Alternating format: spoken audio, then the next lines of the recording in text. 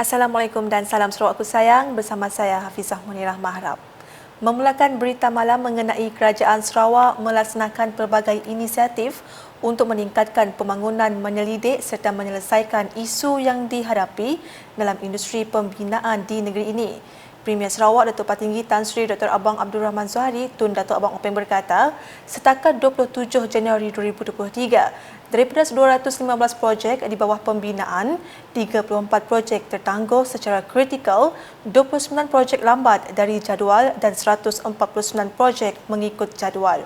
Menurutnya, antara isu dan cabaran yang dikesan adalah termasuk kekurangan komitmen kontraktor dan prestasi yang kurang memuaskan. Federal government has given authority for us to implement project below 50 million. I requested for it. Devolution of power, we got it. But now, I hope the implementation is there. Otherwise, Anwar because Abang Jo, apa ini? Kasih tidak dapat laksana. So that's why I need for us to work together.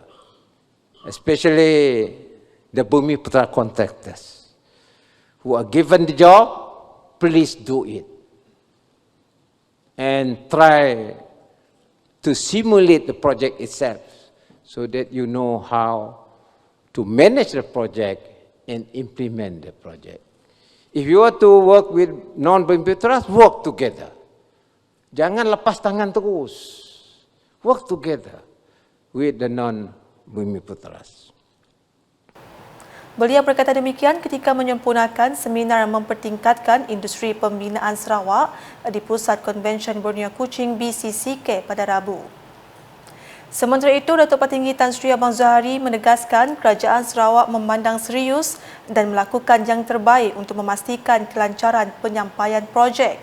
Tegasnya, semua kontraktor diingatkan supaya lebih serius dan komited apabila melibatkan pelaksanaan projek di bawah bidang kuasa Kerajaan Sarawak dan tidak akan berkompromi dengan sebarang pelaksanaan yang tidak cekap. And therefore, all contractors are humbly, I really request this, reminded to be serious and more committed when it comes to the implementation of projects under the purview of the Sarawak government. Integrity and professionalism must be upheld in the course of project execution.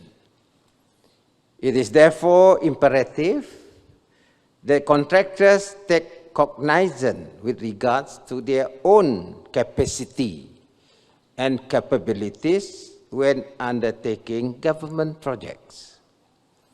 Contractors must ensure that measures and initiatives are taken to build up their firm's resources, especially in terms of their financial and technical capabilities. Turut hadir dalam perasmian seminar berkenaan ialah Timbalan Premier Sarawak Datuk Ahmad Douglas Ugah Hambas, Timbalan Menteri Pembangunan Infrastruktur dan Pelabuhan Sarawak Pembangunan Infrastruktur Insinyur Adila Riwu, Timbalan Menteri Infrastruktur dan Pembangunan Pelabuhan Sarawak Pembangunan Pelabuhan Datuk Majang Renggi serta kenamaan yang lain. Terdahulu, Datuk Ahmad Douglas Ugah dalam ucapan aluannya berkata penganjuran seminar itu bertujuan memperkenalkan strategi baru yang berkesan dalam membantu pemulihan senario binaan tempatan dan pelaksanaan projek di bawah bidang kuasa Sarawak pasca COVID-19. Selain itu, katanya ia juga bertujuan mendedahkan pemain industri kepada anjakan paradigma baharu melalui penambahbaikan strategik dan usaha inovatif yang telah disepadukan dengan sewajarnya ke dalam pengurusan projek dan prosedur pentadbiran kontrak. The objective for the seminar today is primarily one, introduce effective new strategies to aid in the recovery of the local build scenario and implementation of project under the purview of Sarawak Post-COVID Development Strategy 2030. Secondly, empower the various key industries players with a new initiative by the Sarawak government to assist the industry to develop further and to ensure that all projects to be implemented on time. Tambah beliau, seminar itu juga akan memperkasakan pemain industri utama dengan inisiatif baru oleh Kerajaan Sarawak serta menjadi platform untuk perkongsian idea, perspektif dan pengalaman antara pemain utama di dalam industri binaan. Lebih 250 peserta daripada pelbagai sektor binaan, pihak berkuasa tempatan dan agensi kerajaan mengambil bahagian dalam seminar selama sehari tersebut. Keperkembangan di Sebuyau. Menteri Utiliti dan Telekomunikasi Sarawak merangkap Ahli Dewan Undangan Negeri Adun Sebuyau, Datuk Julaihi Narawi telah memperkongsikan satu sesi dialog bersama Jabatan Pengairan dan Saliran JPS Sarawak pada Selasa. Dalam sesi itu, beliau telah mendengar taklimat dari pihak JPS yang memberikan penjelasan kepada penduduk setempat berkenaan struktur kawalan hakisan pantai yang sedang dilaksanakan di Pekan Sebuyau. Sesi dialog tersebut turut bertujuan menyelaras pelaksanaan pembangunan di daerah Sebuyau. Selain itu, ia menjadi platform untuk mengumpul maklum balas berkaitan pembangunan daripada peringkat akar umbi supaya permasalahan penduduk setempat dapat diatasi dengan sebaik mungkin. Dalam program berasingan, Datuk Julaihi telah menyempurnakan program peningkatan kemahiran teknologi pengatur caraan robotik bagi pelajar B40 di Sebuyau. Program disertai seramai 141 murid dari sekitar daerah Sebuyau itu bertujuan membantu pelajar membina pemikiran logik dan sistematik dalam merancang dan melaksanakan sebarang program. Anjuran Yayasan Bank Rakyat dengan kerjasama Universiti Kebangsaan Malaysia UKM, program itu melibatkan seramai 25 guru serta 4 fasilitator UKM bagi membantu setiap peserta.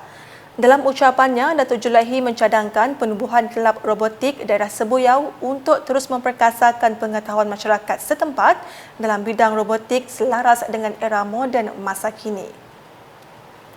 Manakala di Sarike, sebanyak RM380,000 diperuntukkan bagi pelaksanaan projek transformasi luar bandar RTP di bawah seliaan Jabatan Kejaraya JKR bahagian Sarike.